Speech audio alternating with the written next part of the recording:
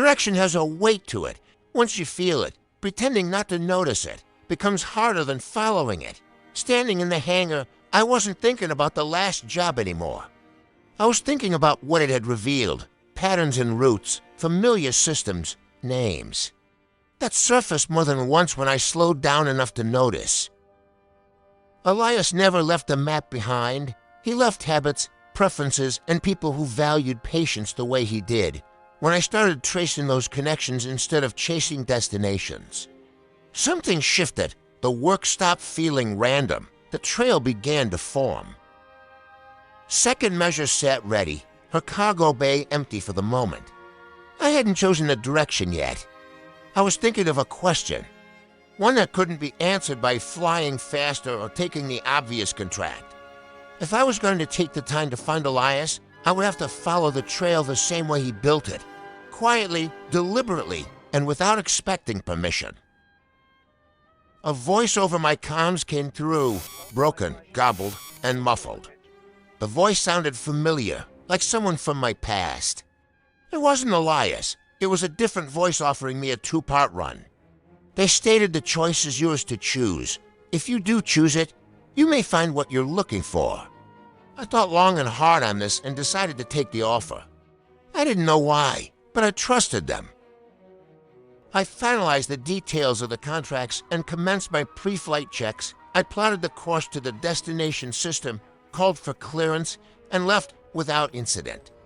All of the runs I have been doing, no, all the clues I have been chasing, they've reminded me of what Elias was trying to teach me.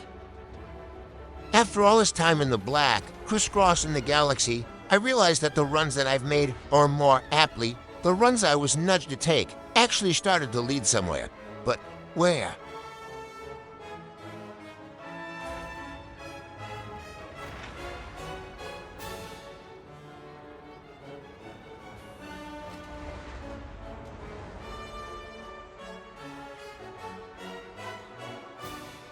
Those runs had led me here, to this particular destination. Now I had to decide, was this what I wanted and at what cost?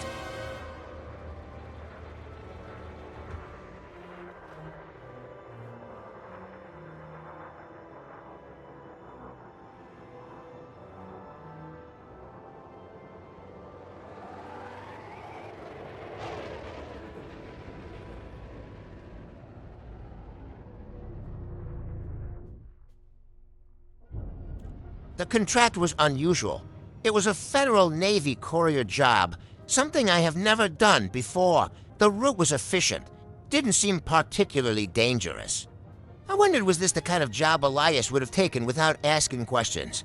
But when I looked deeper, a familiar name surfaced. Someone Elias trusted, someone who'd flown with him years ago.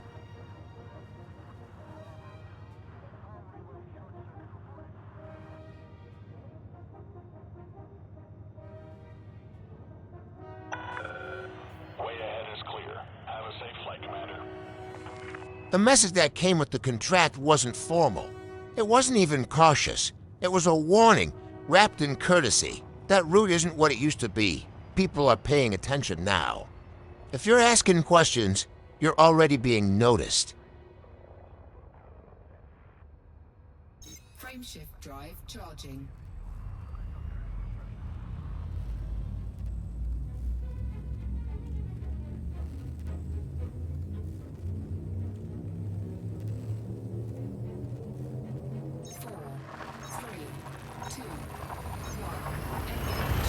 I understood what they were really saying. Elias hadn't disappeared quietly. He'd stepped away from something, or someone, and following his trail meant stepping into the edges of that decision. The safe choice would have been to take a different job, keep flying, keep learning, let the mystery stay theoretical. But that wasn't why I was here anymore. I accepted the contract knowing it wasn't about the contract at all. The run didn't really make any sense to anyone who was wanting to earn credits. It wasn't efficient. It wasn't safe. It was deliberate, and that made all the difference. The true purpose of this run showed itself immediately. Longer distances, less forgiving margins, systems that didn't welcome lingering. The kind of places where you're expected to pass through, not stay long enough to ask questions. I felt it in the way the route pulled my attention outward instead of inward. No room for second thoughts or negative thinking. No room for rushing. Elias always said the moment you start counting what a job costs, you've already lost credits on the run, and you decided that the run was worth doing. I wasn't counting credits anymore. I was following a mentor's plan. Incoming mission critical message. Second measure called out as soon as I dropped into LHS 1617. 2 priority messages came in. Both contract contacts needed their classified material ASAP. They both added bonus credits. If I could deliver meeting their new timeline, I quickly calculated the times and planned out the new priority routes cleanly.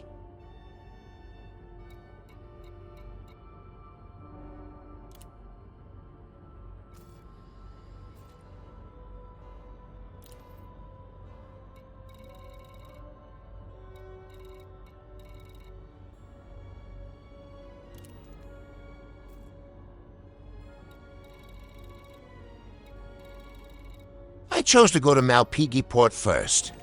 The contact had put a short time window on the delivery. Good thing Malpighi Port was close. I checked the times again, just making sure my calculations were correct. This was a lesson that was learned from Elias. He always said if you cannot make it on time, then don't take the run. That stuck with me, and here it was coming into practice.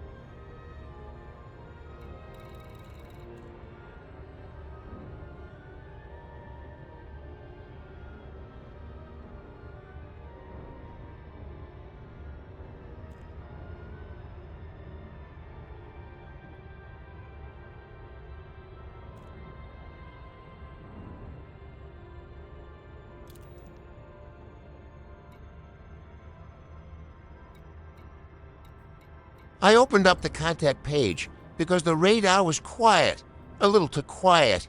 That's when I noticed a potential threat, a lonely pirate out in the black, waiting for their prey.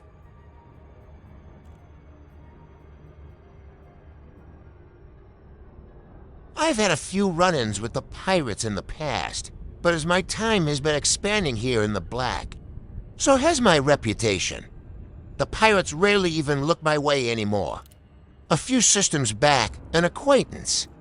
She introduced me to the main pirate faction that ran in this part of the galaxy. It turned out he had known Elias from way back in the day. He gave me a transponder code to input anytime I was targeted. That was a while ago now, and I haven't needed to use it the last 40 runs or so.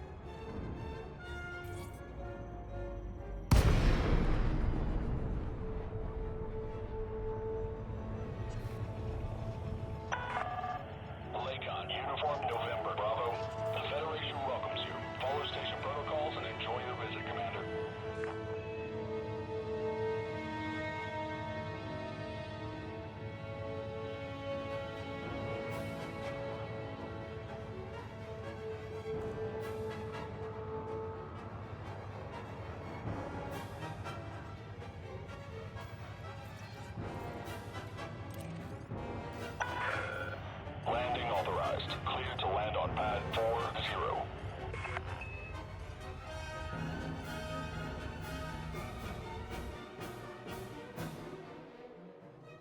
Scan detected.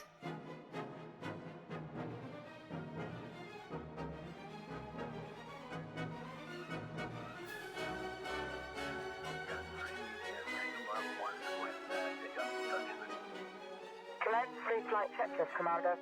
Scheduling departure now.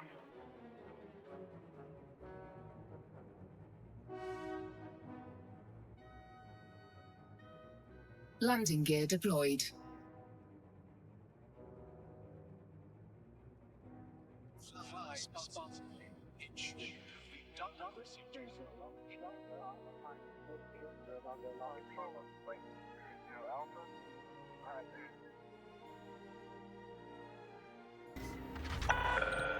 Touchdown.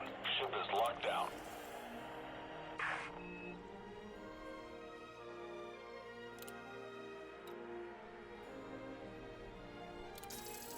Incoming message. I had made a beautiful landing and with time to spare. The client was happy and the bonus was not lost on me. I waived the original fee, took the bonus and reputation. This quiet transaction spoke louder than second measure's thrusters. They stated, keep continuing to do missions for us and good things could come your way. I completed the pre-flight checks and departed for the next delivery at Hannon Gateway. Time was on my side.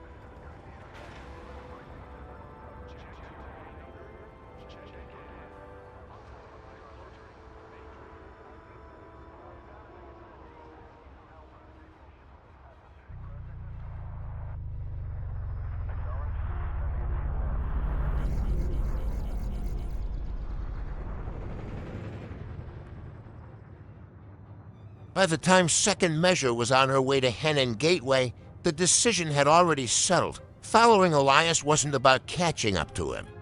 It was about becoming the kind of pilot who could understand why he left in the first place. Frameshift drive charging.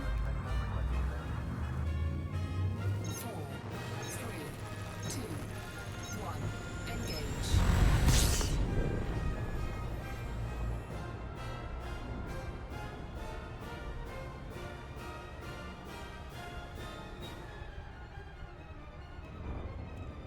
The black didn't offer answers. It didn't offer names or coordinates, but it offered confirmation. Elias had been here. He had been here recently enough that the trail was still warm. Quiet enough that only someone looking the right way, the way Elias had taught, the way a student of his would notice.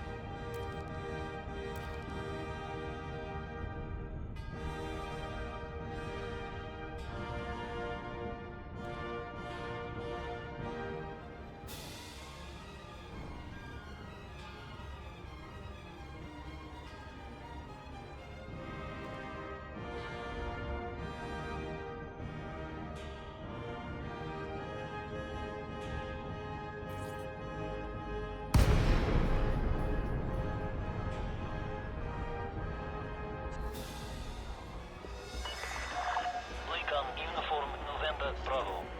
Please approach the station at a safe speed and be mindful of other pilots in the area.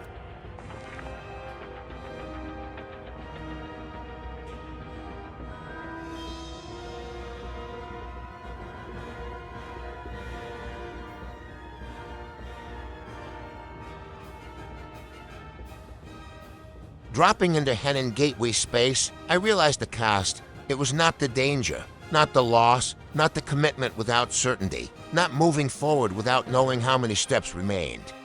The work to make each run successful hadn't changed. I had, and that realization felt good. There's a moment when direction becomes commitment, when turning back stops feeling like an option.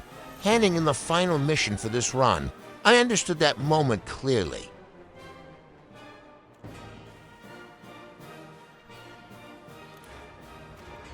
This wasn't about finishing a job anymore. It was about following the trail honestly, no matter where it led or what it asked of me. Elias taught me that purpose isn't found all at once. It's chosen, quietly, every time the work gives you the chance.